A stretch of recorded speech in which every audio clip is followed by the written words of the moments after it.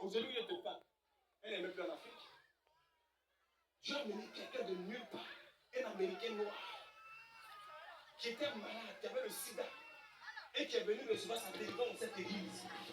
Et quand il a fini de recevoir sa délivrance, il a vu une fille se marier. Et c'est quelle femme qu'il a vue? Cette femme qui était méprisée, qui était sale, qui était au coin de l'église. C'est elle qu'il a vue. Il a marié. Ils sont partis aux États-Unis. Aujourd'hui, cette femme, elle est la bénédiction de son église. Même son pasteur qui la négligeait, qui la méprisait, elle est une source de bénédiction pour ce pasteur. C'est un lieu de rendez-vous pour toi. Je parle à la terre de l'île désirée. Que cette île te reconnaisse.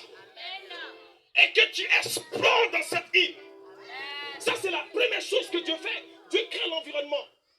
La deuxième chose que Dieu fait, quand Dieu veut mettre la restauration divine dans ta vie, Dieu te connecte.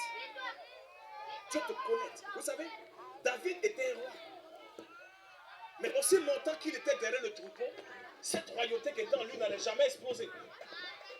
Alors, pour que cette royauté explose, il a fallu que Dieu dépêche un prophète du nom de Samuel pour entrer dans la maison d'Isaïe. Parce qu'il y a des connexions qui sont inévitables. Il y a des connexions qui sont profitables à ta destinée. Il y a des personnes que tu te connaître à elles.